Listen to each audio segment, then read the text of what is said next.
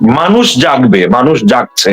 এই মব রাজা কেন, এই মব রাজার বাইরের মহাশক্তি নিয়ে এসেও এই মানুষ যখন জেগে যাবে থামাতে পারবে না, সেফ এক্সিট পেয়ে যাবে, পালাবে। এই মব রাজা কিন্তু এসে মিটিং করেছে, কথা বলেছে, এইটা বাংলাদেশ জাতীয়তাবাদী দলকে দেশে উশৃঙ্খলতা না করার জন্য, কোনো আন্দোলনে না যাওয়ার জন্য মুলা জুলাইছে যে ফেব্রুয়ারিতে আমাদের ইলেকশন। দেখালো যে আমি লন্ডনে চলে, শেষে দেখাইলো কি লন্ডন আসার মেইন কারণ তারেক জিয়ার সাথে মব রাজার মিটিং। আসলে এইটা ছিল না, এইটা দেখাইলো।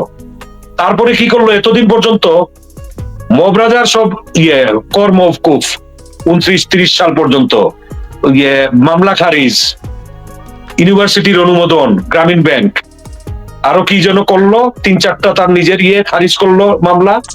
তারেক জিয়ার কেস তো এখনো চলতেছে। এখনো যে আপনি বললেন তারেক জিয়া দেশে আসতেছেন, এখনো এটা কনফার্ম না। এই মব রাজার কথা মতো না চললে এখন হয়তো ভাবছে যে অঙ্কের গরমিল হয়ে গেছে, যে তারা তো নিষিদ্ধ করার কেউ না, আওয়ামী লীগ নিষিদ্ধ, ইলেকশনে অংশগ্রহণ করতে পারবে না। চিলড্রেন্স পার্টি করছে, কিংস পার্টি নিজের যেটা একটা ধারণা ছিল তাদের যে কিংস পার্টিকে পাওয়ারে নিয়ে আসবে অথবা বিএনপির সাথে কোলিশন করবে। পরের খেলা যেটা বেরোলো যে এখন আওয়ামী লীগ যদি নিষিদ্ধ তাদের কথায় যদি ইলেকশন করতে না পারে, দেশের 40% ভোট কিন্তু আওয়ামী লীগের। এই ভোট কোথায় যাবে? 40%-এর পরে আরো 10% মানুষ আছে মুক্তিযুদ্ধের সপক্ষের, এদের ভোটটাও কিন্তু আওয়ামী লীগের ভোট ব্যাংক, ওখানে যায়। তাহলে কি হয়, জাতীয় পার্টি আওয়ামী লীগের 40%, আরো নিউট্রাল 10%, 45-50% ভোট পাবে জাতীয় পার্টি। তখন তো এই মব রাজা তার কিংস পার্টি, চিলড্রেন্স পার্টি সহ বিএনপির মতো পার্টিকে জাতীয় পার্টির পিছনে ফেলে দেবে। এই মব রাজা আবার কিংস পার্টিকে দিয়ে কি গণ অধিকার পরিষদ নুরুকে পিটাই টিটাই কইরা ভাওতাবাজির আরেকটা হাস্যকর একটা দাবি মানে করছে, উৎপাদন করছে বলবো। এটা মব রাজা করাইছে যে জাতীয় পার্টি নিষিদ্ধ। জাতীয় পার্টি কি জন্য নিষিদ্ধ? জাতীয় পার্টি কি আওয়ামী লীগ? কেন মানে এত ভয় কেন জাতীয় পার্টিকে? তো হিসাব তো, অঙ্ক তো এত সোজা না বাড়ি ভাই। এই যুবরাজ আপনি যে বললেন উনি দেশে যেতে পারবেন, উনি যান না, এখনো তো কেস করে নাই, খারিজ করে নাই, মুলা ঝুলাই রাখছে মব রাজা, যে কোনো সময় পাল্টি দিয়ে দেবে। আর হয়তো এটা করবেও, যেহেতু দেখছে না আওয়ামী লীগের সব প্লাস হয়ে জাতীয় পার্টির সাথে হয়ে গেলে তো এখন সব মিলেও তো আর জাতীয় পার্টিকে থামাইতে পারবে না, যেখানে জাতীয় পার্টি ছিল সব সময় তৃতীয়। আর জামাতের তো কোনো কর্মী ছাড়া কোনো ভোটই নাই, কর্মী ছাড়া জামাতের কোনো ভোটই নাই। চিলড্রেন্স পার্টির নামই এখন মানুষ আর জানে না, কিংস পার্টি যেটা চিলড্রেন্স পার্টি। এখন ওরা গোপালগঞ্জের পরে মনে হয় কক্সবাজার, সুনামগঞ্জ করছিল, তারপরে কক্সবাজার, এরপরে তো তাদের সম্মেলন শেষ। আর্মির ওই লাগে তাদেরকে সেভ করতে, তো এখন তো তারা মানে বেরই হচ্ছে না, তাদের নামই আর শোনা যায় না। আরেকটা জিনিস, এই মব রাজার দেশে যারা মব সন্ত্রাসী, মব রাজা তো ভালোভাবেই উনি এই দিকে সাকসেসফুল,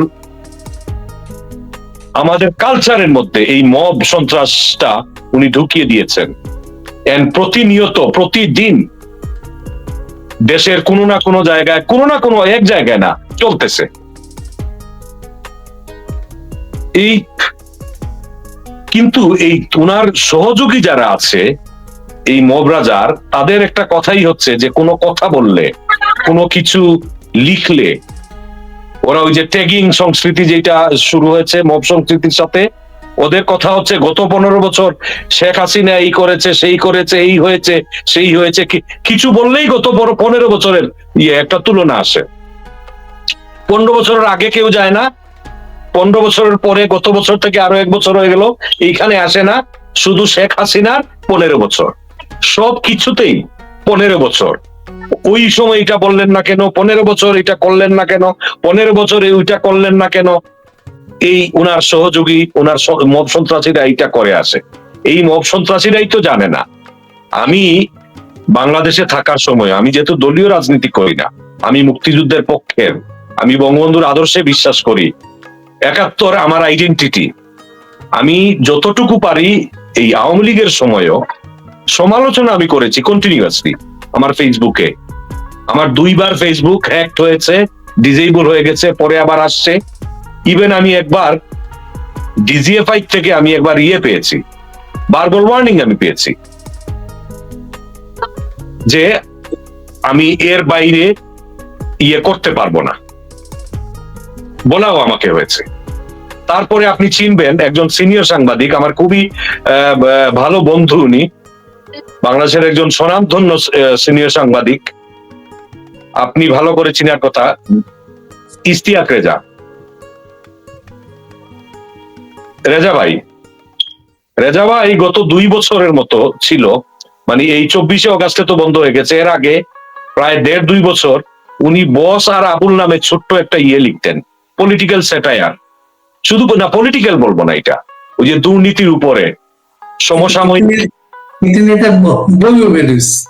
হ্যাঁ, সমসাময়িক ব্যবস্থাপনা, দুর্নীতি, পলিটিক্যাল এইগুলার উপরে উনি লিখতেন।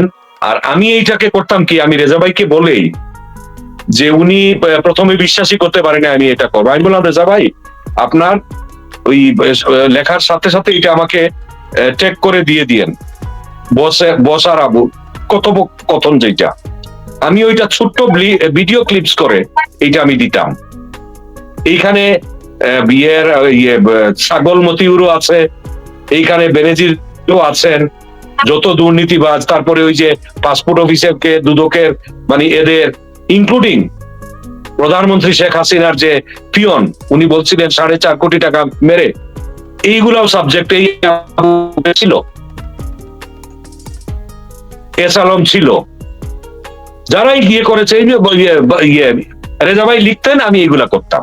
তো এখন যারা আমাকে ওই ট্যাগ দিয়ে বলে গত 15 বছর কিছু বলি নাই, কিছু দেখি নাই, অন্ধ ছিলাম, আমি তো প্রতিনিয়ত প্রায় প্রত্যেকদিন রেজা ভাইয়ের এটা আমি ছোট্ট একটা ক্লিপস করে, কোনো নাই, কোনো প্রিপারেশন না, জাস্ট উনি পাঠাইতো, আমি এটা পড়ে আমি একাই ওই আবুলের চরিত্রটাও আমি করতাম, আর বসের ইয়েটাও আমি করতাম, শুধু ভয়েসও চেঞ্জ না, শুধু লুকটা চেঞ্জ করতাম আর টোনটা চেঞ্জ করতাম। যে বস যেই ভাষায় কথা বলছে, আবুল তো কর্মচারী, পিয়ন টাইপ, সে ওই ভাষায় কথা বলবে না, কন্টিনিউয়াস করে গেছে। তো এইগুলা নিয়ে কেউ বলে না, আমি আমার কাছে মনে হয় এরা অন্ধ না, কি না হঠাৎ করে এই 24শে অগাস্টের 5ই অগাস্ট 24-এর পরের থেকে অনলাইনে ঢুকছে, ফেসবুক দেখছে, এর আগে ওরা ইউজ করতো না, আমি আসলে কোনো হিসাব মিলাতে পারি না।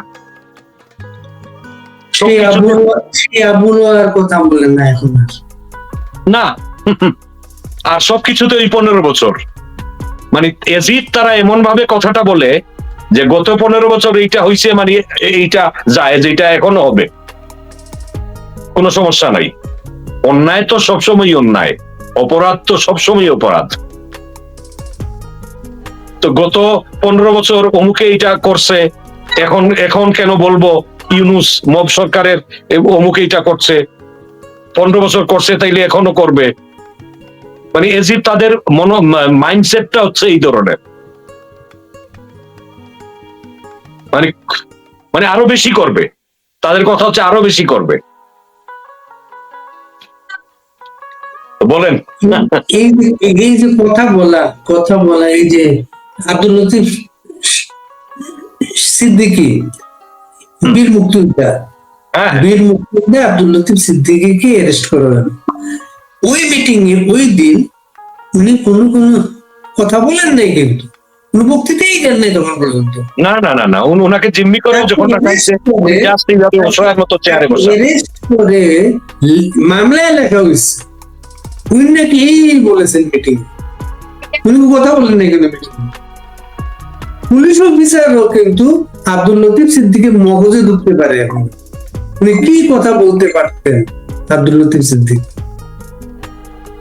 না, এটা বাড়ি ভাই এইখানেই তো চলে আসে, বলি আপনাকে যে ওই ভিডিও ফুটেজটা আপনিও দেখেছেন, যারা দেখছেন, যারা দেখবেন, তারাও নিশ্চয়ই দেখেছেন যে রিপোর্টার্স ইউনিটিতে যখন ওই মবরা গিয়ে ঢুকার পরে তছনছ বন্ডল করে দেয় কনফারেন্সটা, সভাটা। আব্দুল লতিফ সিদ্দিকী কিন্তু অসহায়ের মতো চেয়ারে বসা, ওরা কানের কাছে গিয়ে কুৎসিত ভাষায় স্লোগান দিচ্ছে, নানান ধরনের কথা বলতেছে।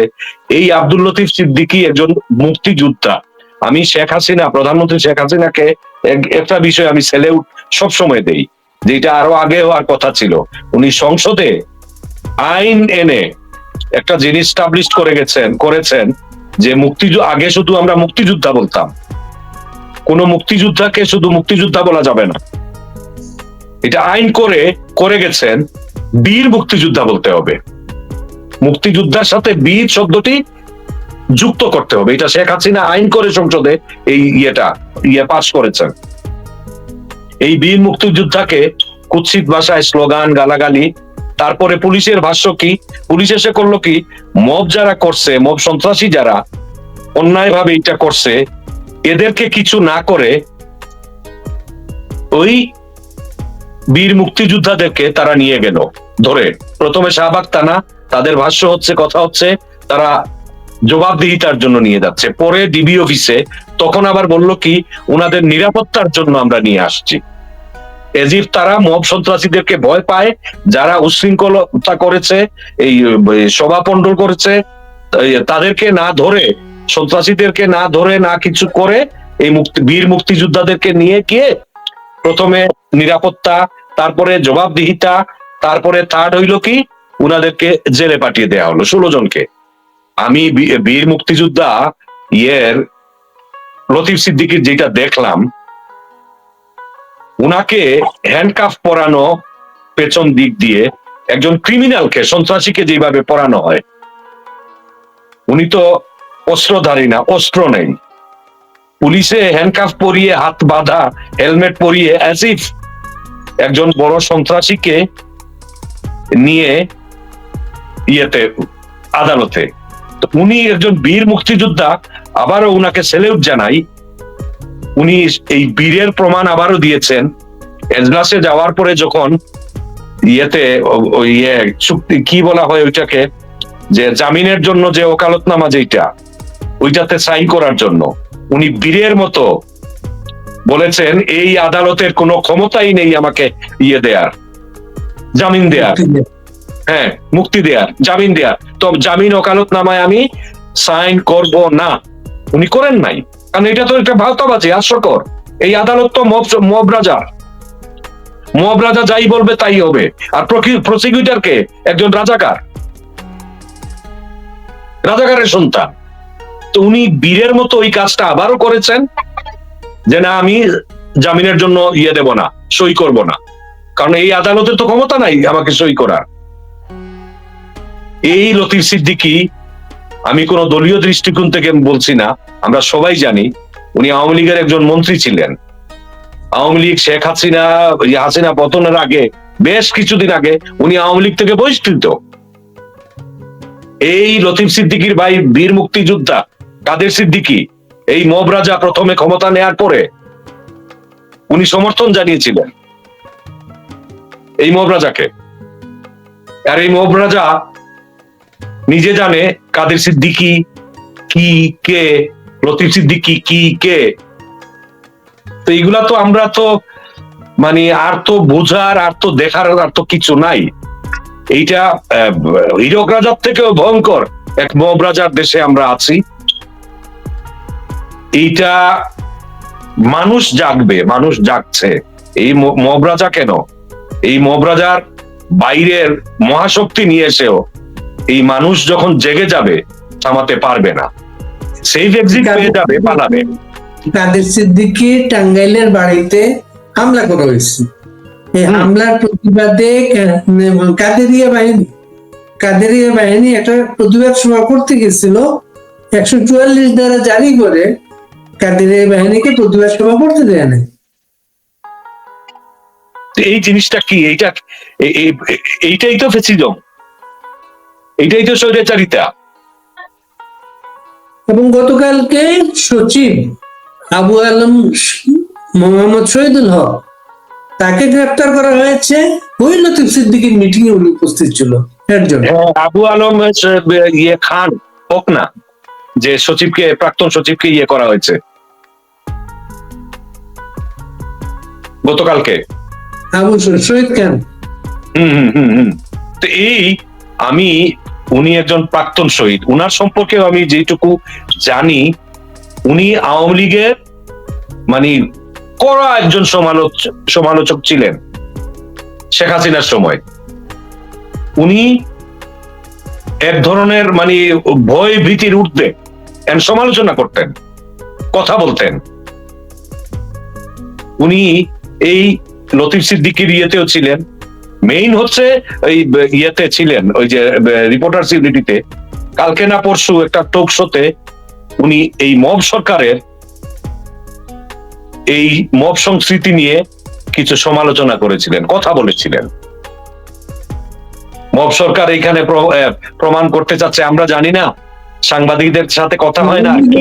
উনি বলেছিলেন এই কথা যে আওয়ামী লীগকে আপনি ইলেকশনে হারান, ইলেকশনে পরাজিত করেন, এই কথাটা বলেছিলেন।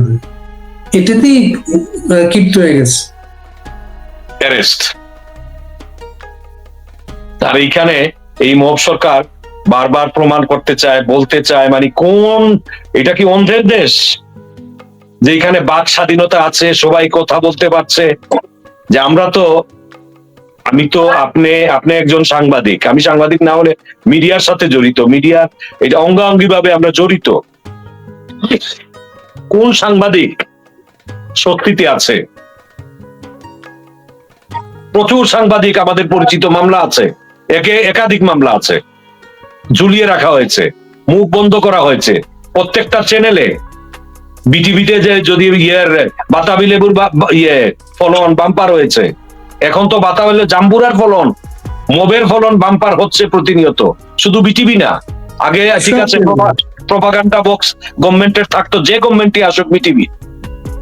এখন তো প্রাইভেট চ্যানেল গুলো আগে যে কথা বলতে পারতো, যে নিউজ, আমি আর নাম নিচ্ছি না, এখনকার এগুলো তো, আগেও বাংলাদেশের নিউজ কন্টেন্ট বুঝতো না, নিউজ হইতো না।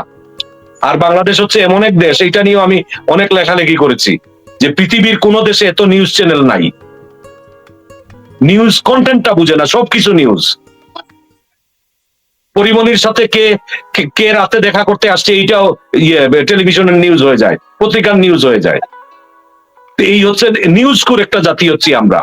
আর একটা নতুন চ্যানেল খুললেই সরকারি মন্ত্রী আমলা গিয়েই বলেন আমরা বস্তুনিষ্ঠ সংবাদ চাই, বস্তুনিষ্ঠ এই চাই। এইটা আশরাফ ভাই বলেছিলেন, সৈয়দ আশরাফ জীবিত অবস্থায়, তখন তিনি এলজিআরডি মন্ত্রী।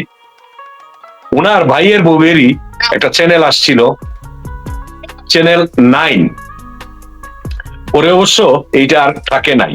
তো আশরাফ ভাই কোনোদিন কোন টিভি চ্যানেলে আমাকে অনেক সাংবাদিক ধরেছিলেন, অনেকবার, বড় বড় সিনিয়র সাংবাদিক, যে তুফাইল আহমেদ ইয়ের থেকে শুরু করে আমুদ থেকে শুরু করে আওয়ামী লীগের সিনিয়র এমন কোন নেতা নাই যে 15ই আগস্ট টেলিভিশনে টক শোতে যান নাই, শোক দিবস উপলক্ষে, এই উপলক্ষে সেই, একমাত্র হচ্ছেন সৈয়দ আশরাফ, কোন টিভি টক শোতে যান নাই।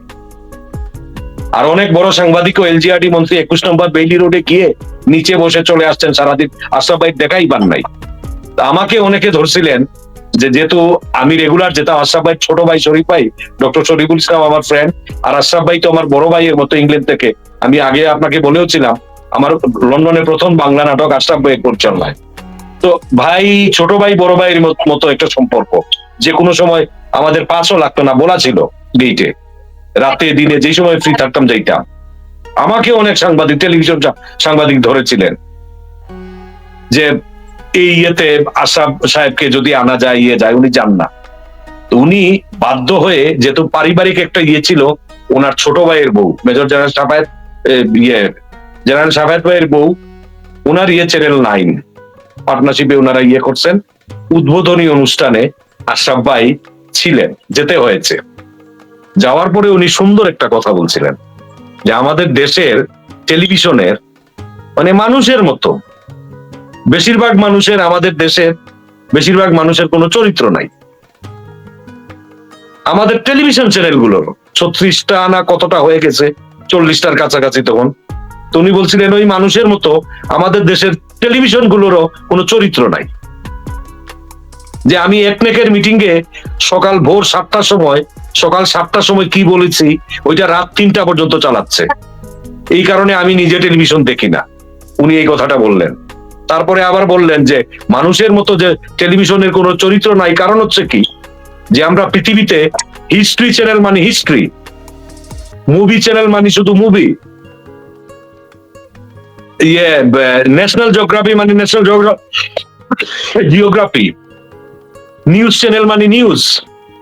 যে পৃথিবীর বড় বড় সুপার পাওয়ার দেশেও 2-1টা নিউজ চ্যানেল থাকে। ব্রিটিশ বিবিসি মানে এনাফ, তারপরে স্কাই, আর তাদের নিউজ চ্যানেল ওইভাবে নাই। প্রত্যেকটা টেলিভিশনেরও আলাদা একটা ক্যারেক্টার থাকে, যে বাচ্চাদের চ্যানেল চিলড্রেন্স কার্টুন চ্যানেল, এটা হচ্ছে বাচ্চাদের, যারা নিউজ পছন্দ করে তার নিউজ দেখবে। আমাদের দেশের প্রত্যেকটা চ্যানেলে জগা খিচুড়ি, একই ধরনের একই সময়ে প্রত্যেকটা চ্যানেলে নিউজ যাচ্ছে একই জিনিস। কোনো কারো মালিকানাধীন আছে 3টা চ্যানেল, যে আমি এটিএন বাংলার কথাই যদি ধরি, এটিএন নিউজ, এটিএন বাংলা, ওই সমান নিউজ এটিএন নিউজেও যাচ্ছে, দুপুর 2টার সময় এটিএন বাংলায় যাচ্ছে। তাইলে এটিএন বাংলার নিউজ চ্যানেল করার দরকার, এটিএন নিউজ দরকার কি? এটা আশরাফ ভাই কথা, আমার কথা বলছি না, এটা এই হচ্ছে আমাদের মাইন্ডসেট। আমি সব সময় ভাবতাম যে আমাদের একটা স্পোর্টস চ্যানেল আসে না কেন, আমাদের একটা মিউজিক চ্যানেল আসে না কেন, সবগুলো নিউজ কেন? নিউজের কারণে আমি নিজে টিভি দেখতাম না। আর আশরাফ ভাই কথাটা আমি হারে হারে আমি মানি, যে আমাদের দেশের বেশিরভাগ মানুষের কোনো চরিত্র নাই, আলাদা করা যায় না। ঠিক একইভাবে আমাদের নিউজ চ্যানেল, টিভি চ্যানেল গুলো সবগুলো জগা খিচুড়ি, সবগুলোতে একই সময় টাইম ডোরে ব্যবধান হয় না, 2টা মানে 2টা প্রত্যেকটা চ্যানেলে নিউজ। এই কারণে পৃথিবীতে টেলিভিশনের সবচেয়ে বেশি থাকে, যে ওয়েস্টার্ন ওয়ার্ল্ডে কিন্তু ইয়াংরা দেখে না, বড়রা দেখে, বয়স্করা। বাংলাদেশ, সাউথ এশিয়া এখনো টেলিভিশনের সবচেয়ে বেশি শ্রোতা হচ্ছে, দর্শক হচ্ছে মহিলা আর বাচ্চারা। আমাদের দেশের চ্যানেল কি কারণে মানুষ দেখে না? আমি একসময় ইন্ডিয়ান সিরিয়াল বিরোধী, আমরা প্রেস ক্লাবে গিয়ে পর্যন্ত করেছি, মানববন্ধন করেছি, যে আমাদের চ্যানেল ইন্ডিয়াতে বন্ধ, ইন্ডিয়ান চ্যানেল অবাধে আমাদের দেশে চলবে, এটা বন্ধ করা হোক। তখন আমাদের দেশের অনেক মহিলা আমাকে প্রশ্ন করেছেন, আমাদেরকে প্রশ্ন করেছেন, যে আপনারা যে এই কথাটা বলছেন, চাচ্ছেন বন্ধ করতে, আমাদের দেশের চ্যানেল দেখার উপযোগী? সবগুলো তো থাকে নিউজ, বাচ্চারা কি দেখবে, আমরা কি দেখবো? আর বাংলাদেশে একটা যে এলিট হোক আর উচ্চ মধ্যবিত্ত আর মধ্যবিত্ত হোক, মহিলারা কিন্তু নিউজ পেপার হাতে নেয় না, নিউজ দেখে না। নিউজ দেখে রাজনৈতিক কর্মী আর রিটায়ার্ড বয়স্ক মানুষরা। আর বাংলাদেশের অডিয়েন্স কিন্তু টেলিভিশনের দর্শক শ্রোতা হচ্ছে বেশি মহিলা আর বাচ্চারা। সো আমরা main big portion of audience আমাদের দেশের চ্যানেলের আমরা বাধ্য করছি আমাদের টেলিভিশন বিমুখ হওয়ার জন্য। তারা বাধ্য হয়ে তখন ইন্ডিয়ান সিরিয়াল দেখতো। আর একটা জিনিস, স্টার প্লাস, সোনি, তাদের কথাই মহিলারা, মেয়েরা যখন বলতো যে আমরা যখন স্টার প্লাস দেখি, এইখানে কোনো নিউজ নাই, এইখানে 15 মিনিট 20 মিনিট বিজ্ঞাপন দেয় না, 1.5 মিনিট দেয় বিজ্ঞাপন, তারপরে আবার শুরু হয়ে যায়। এটলিস্ট আমরা দেখতে পারি, দেখবো। তো আমাদের হচ্ছে চামচামি, নিউজ দিয়ে চামচামি, এখন এগুলা কি বলবো, মানে এগুলো খেলার আবিদের ভাষায় অশ্লীল সভ্যতা। মবরাজার জন্য বস্তুনিষ্ঠ বাতাবিল বুঝায়। হ্যাঁ হ্যাঁ, মবরাজা কি অদ্ভুত একটা মানুষ। এই মানুষটা বাড়ি ভাই, আমি কয়েক না ভাবতেছি, এই যে উনি কর্মকাণ্ড শুরু করছে এই লোকটা, আমার বিশ্বাস করতে কষ্ট হয় বাংলাদেশের মাটিতে এই লোকের জন্ম। বাংলাদেশের মানুষ, বাংলাদেশ বিরোধী সব কর্মকাণ্ড হচ্ছে এই লোকের, এই মবরাজার। 71 বিরোধী সব কর্মকাণ্ড। এত প্রতিহিংসা পরায়ণ কোন রাজনীতিবিদ, কোন মানুষ আমার জীবনে আমি দেখি নাই। বয়স কিন্তু কম না। সেই লোকটা পাকিস্তানি মন্ত্রীকে বলতেছে বাংলাদেশের লোক যেহেতু পাকিস্তানি গান পছন্দ করে, এরপর পাকিস্তানের সংস্কৃতির উপর ভিত্তি করে নতুন সম্পর্ক হতে পারে পাকিস্তানের সাথে। হ্যাঁ, এই কথা বলছে তখন পাকিস্তানি উপপ্রধানমন্ত্রী, পররাষ্ট্রমন্ত্রী কি বলছে? যে বাংলাদেশের মানুষ হৃদয় পরিষ্কার করতে হবে। আমাদের হৃদয় তার সমস্যা নেই, হৃদয় আমাদের সমস্যা। হৃদয় পরিষ্কার করে আসতে হবে, তাহলে আমরা দুই দেশ একসাথে এগোতে পারবো। এই মব রাজার কথার পরিপ্রেক্ষিতে এই কথাটা বলছে। তারপরে প্রথম কথা কি বলছিল? মব রাজার দেশে অনেকদিন পরে উপপ্রধানমন্ত্রী পাকিস্তানের পররাষ্ট্রমন্ত্রী গেছে, গিয়েই বলছে যে ৭১ ইস্যু সমাধানে আমরা প্রস্তুত। ৭১ ইস্যু সমাধানটা মানে কি? হয়ে গেছে বলছে, সমাধান গুলো হয়ে গেছে। যে আমাদের বিচার বিভাগ, এটা নিয়ে তো কালকে না পরশু আমি দেখছিলাম যে মাঝে মধ্যে আমার ইচ্ছে হয় বিচার বিভাগকে বিচারের আওতায় আনা হোক। এইটা লেখি নাই, এইটাও মনে হয় এই বিচার বিভাগকে রিমান্ডে নিয়ে জিজ্ঞাসাবাদ করা হোক, বিচার বিভাগকে বিচারের আওতায় আনা হোক। আজকে আমাদের এখানে একজন আইনের শিক্ষক মাসুম বিল্লাহ, তিনি বলেছেন বাংলাদেশের আইনকে আইনের আওতায় আনা হোক।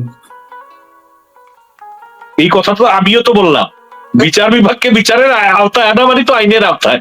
বাড়ি ভাই, ওই আইনের আওতা বিচারের আওতা একই জিনিস, ওইটাই আমিও চাইছি। বিশ্বাস করেন কি কারণে এটা মনে হচ্ছে, আর আমি নিজে দুই একবার, আমি হাইকোর্ট, সুপ্রিম কোর্ট, কোন কোর্টকে আমি করছি না, আমি দুই একবার হাইকোর্টে যাওয়ার আমার সুযোগ হয়েছিল, পরিচিত অনেক লোকজন আছে ভাই। আমি গিয়ে মনে হয়েছে কান ধরছি, আমি তো রীতিমতো ভয় পাইছি। আইনজীবীদের যে সংগঠনগুলো আছে, তারা যেই ধরনের হলে বড় রুমে বসেন মিটিং হয়, আমি গিয়ে ফাপড়ে পড়ে গেছি। আমি প্রথমে ঢুকতেই আমি বাংলাদেশ জাতীয়তাবাদী দল বিএনপির আইনজীবী সমিতির রুমে, কোনটা কার কথা আমি বলতে চাই না, আমার পরিচিত এর মধ্যে গেছি। আমাকে ওনারা দেখে সবাই আমাকে পছন্দ করে, ওনাদের কি মিটিং চলতেছে, আমাকে ওনারা রুমে ঢুকাইলো। আইনজীবী সমিতির সভাপতির ডায়াসের মতো আছে, আর সামনে সবাই বসা, আমাকে উপরে ওনার পাশে, যে স্বাধীন খসরু আসছেন, আমরা পেয়েছি আমাদের মাঝে, আপনি বসেন, আমাদের ছোট্ট পরে আমরা নাস্তার ব্যবস্থা আছে, এখন চা কোক, আমি না কিচ্ছু খাবো না। আমি কোনোভাবে কিছুক্ষণ পরে, যে আপনাদের মিটিং চলছে, মিটিং চলুক, আমি একটু বের হই, আরেকজনে গিয়ে ফোনে করে বেরোলাম, পরে আওয়ামী আইনজীবীকে দিয়ে। আমি দুই জায়গায় দেখলাম, জাতীয় পার্টির দেখলাম, আমার কাছে ভয়ঙ্কর একটা জায়গা মনে হয়েছে কোর্ট। আইনজীবীদের মধ্যে যে ভাষা, যে ফিজিক্যাল যে অ্যাটিটিউড, তারপরে উনাদেরকে চেনার কারণেই উনাদের যে ইলেকশন হয়, উনারা যে মারামারি করে, যে গালাগালি করে, শব্দ ব্যবহার করে, এইটা I don't know.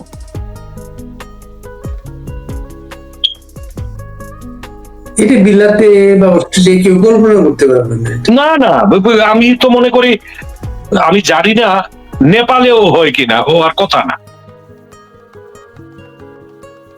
মানে যেই ধরনের একটা ভয়ঙ্কর থমথমে অবস্থা, আমি ইলেকশনের আগে প্রথমবার আমি যখন যাই, আমি কয়েকবার যাওয়ার সুযোগ হয়েছে, তাও সৌজন্য দাওয়াত টিয়ে, কিন্তু যেহেতু আমরা মিডিয়ার মানুষ, সবাই পছন্দ করে, চিনে, আমার তো কারো বিরুদ্ধে, কারো ইয়েতে নাই।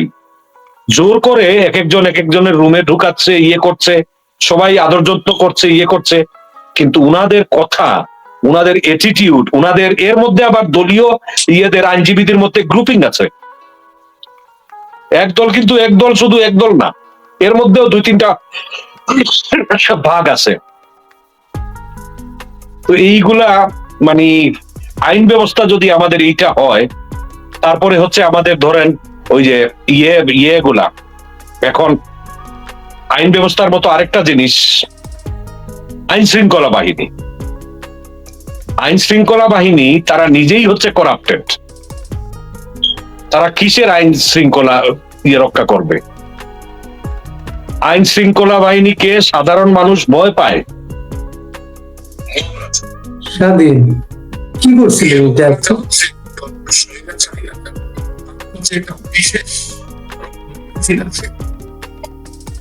বাচ্চাদেরকে এটা থেকে মুক্ত নেই। আমাদের দেশে চলছে শাসন। অপরাধটাও ওই সত্যজিৎ রায় অধিকার দিতে এইটা আজকে সবচেয়ে বাস্তবে ফিকশনে উপভোগ করছে বাস্তবে এই মহলটাও বাড়ি ভাই এগুলা বললাম না, আমার খুবের প্রকাশ না, সমষ্টিগত। আমি এই কিছুদিন থেকে এত লোকজনের, এত সাংবাদিকের ফোন পাচ্ছি, এত সাবজেক্ট। আমি বললাম না, আমি কোনো টক শোর কোনো না। আমাদের দেশে এখন পেশাজীবী টক শোর আছে, কিন্তু বাংলাদেশে একজন টক শো বক্তা যারা কোনদিন রাতে 6টার সময় একটা, 10টার সময় একটা, 12টার সময় আরেকটা, 3টাও করে আমি দেখছি। একদম পেশাজীবী একটা হয়ে গেছে বাংলাদেশে এখন, এত চ্যানেল হওয়ার কারণে। তা আমি লোকজন এই আপনার সাথে লাইভে আসার আগেও 2 জনের ভাইয়া একটু কথা বলবো, একটু কথা ছিল। আজকে আরো 3-4 জনের আমি বাইরে আমি করতে পারি নাই। শুধু আমাদেরই একজন এক বড় ভাই এইখানে, উনিও সাংবাদিক ডেইলি স্টারের, এই সম্পাবা আজকে করলেন, ওনার নাম্বার চাইলেন। ওনার সাথে আমার দেখা করার ছিল, হয় নাই। বদরুল হাসান চৌধুরী, আপনি চিনবেন, ডেইলি স্টারের। বদরুল ভাই এখন তো লন্ডনে, এই 5ই অগাস্টের পরে। উনি কিন্তু বাংলাদেশ হাই কমিশনে কালচারাল লেটার ছিলেন লন্ডনে।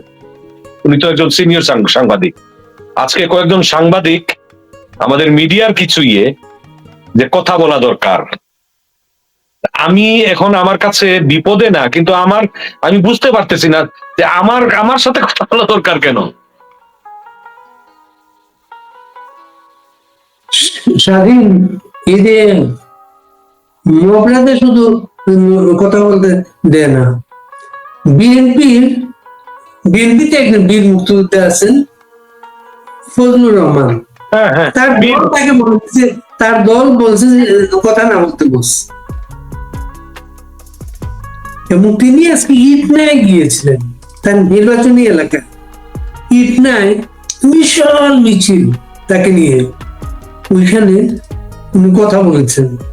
জানি না এর জন্য তার কি শাস্তি হয়, কারণ তার দল না করে দিয়েছে যাতে কথা না বলেন।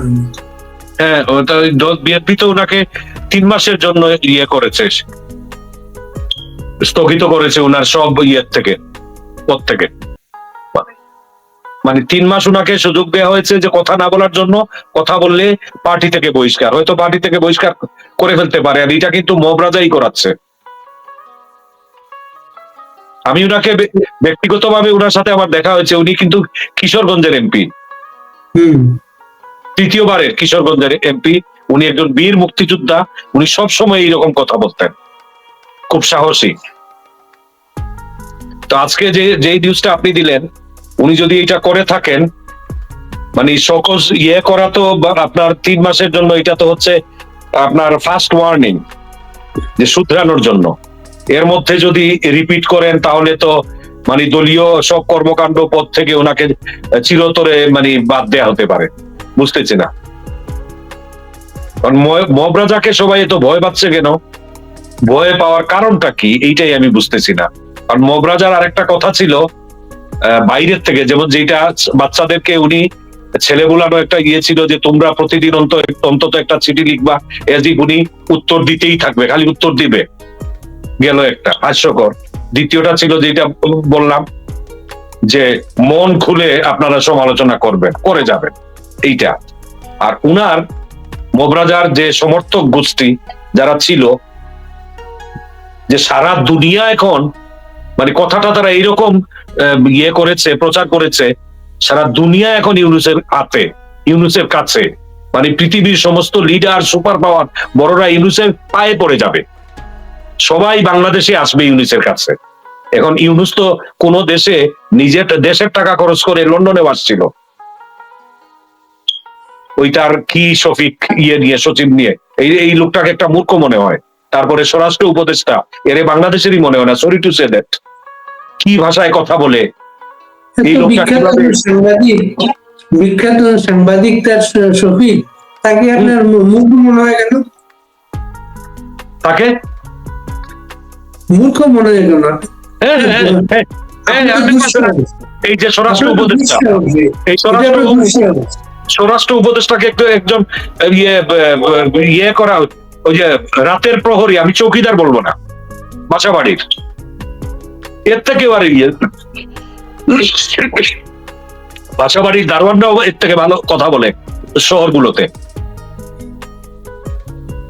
আর ওই ছবি কিসের সাংবাদিক এখানে আসলো তো এসে, আওয়ামী লীগের আমরা তো এগুলা, আমি নিজে যাই না কোনো ইয়েতে, দেখলাম এখানে এসে ওই যে তাদের কথা প্রচার ছিল গত বছরের পরে, সারা দুনিয়া এখন ইউনুসের হাতে, সারা দুনিয়া এখন ইউনুসের কাছে আসবে, সব দেশ আসবে, এই বাংলাদেশ মানে বাংলাদেশের হাত কাছে আসবে ইউনুসের কারণে।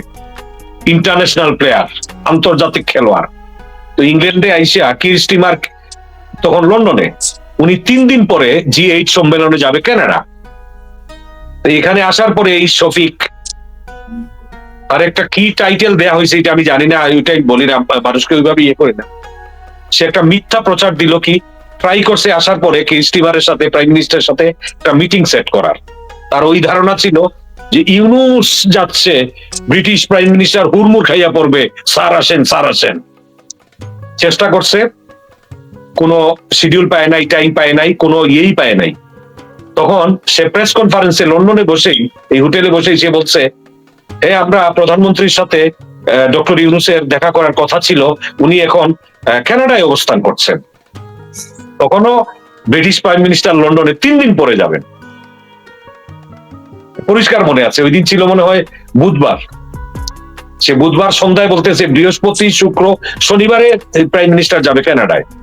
তখন এইটাতেও ধরা পড়লো যে এটা ঢা মিথ্যা, আগে কোনো যোগাযোগ করে নাই, ল্যাক অফ ডিপ্লোমেসি। মনে করছে লন্ডন আসলেই ইউনুস শুনে হুড়মুড় দিয়ে খেয়ে পড়ে যাবে ব্রিটিশ প্রাইম মিনিস্টার। যখন পায় নাই তখন বলছে না, উনি আমরা বসা হইতো ডক্টর ইউনুসের সাথে, উনি তো লন্ডনে নেই, উনি কানাডায় আছে। দেখা একটা মিথ্যা। পরে এইটাও ধরা পড়লো যে কির স্টিমার তো এখনো লন্ডনে, যাবে 3 দিন পরে কানাডায়। কিন্তু আসলে প্রাইম মিনিস্টার শিডিউল নাই। সে মনে করছে এখানে আইসে কত বড় অশিক্ষিত মূর্খ একটা সচিব, ইউনুসের সচিব, মহারাজার সচিব, সে মনে করছে লন্ডনে আসলাম, ইয়ের বাড়ি বেড়াইতে আসলাম, এখন আসলেই ডক্টর ইউনুস না প্রাইম মিনিস্টার ইয়ে দিয়ে দেবে। এইভাবে করে গত 12 মাসে 12 দেশে গেছে। এখন মনে হয় দেশে বাইরে যাওয়া মহারাজা কমাইছে। এটা কিন্তু কোনো রাষ্ট্রীয় সফর না, রাষ্ট্রীয় ভিজিট না, আমন্ত্রণ না। এই সেপ্টেম্বরে উনি নিউ ইয়র্কে আবার যাবে কিন্তু। হ্যাঁ, এগুলা কিন্তু রাষ্ট্রীয় না, কোনো ইয়ে না, ইচ্ছে করে যাচ্ছে রাষ্ট্রীয় খরচে, দলবল নিয়ে। বহির্বিশ্বে যেইটা, এই যে জাপান টার্মিনাল 2 যে ইয়েটা ছিল, চুক্তি করে নাই যে এই সরকারে, নির্বাচিত সরকার ছাড়া এই সাইন করবে না। তারপরে ওই যে ইয়েতে আমাদের রংপুরের যে ইয়েটা, রংপুরের যে বড় প্রজেক্ট, এইটাও চায়না স্থগিত রাখছে যে আনটিল কোনো ইয়ে না আসা পর্যন্ত, ইলেকটেড গভর্নমেন্ট না আসা পর্যন্ত আমরা ইয়ে করব না। ওই যে তিস্তা ব্যারেজের ওই প্রজেক্টটা, ঢাকা এয়ারপোর্ট টার্মিনাল 2, জাপান হচ্ছে আজীবন আমাদের ফ্রেন্ড, আনকন্ডিশনাল। তারা স্থগিত করে দিয়েছে যে আনটিল নির্বাচিত সরকার। স্বাধীন আপনি লন্ডনে আসছেন, বিলাতে আসছেন, আপনি দেশে আসতে ভয় পান, কিন্তু তারেক রহমান চলে আসতেছে দেশে। কিন্তু হ্যাঁ, উনাদের তো এখন দেশ, উনি তো যুবরাজ। আর মহারাজা যেহেতু ইয়ে দিচ্ছে, এটা মহারাজার কারণেই, যুবরাজ যদি ভুল না করে থাকেন, আমি বলবো আমার দৃষ্টিকোণ থেকে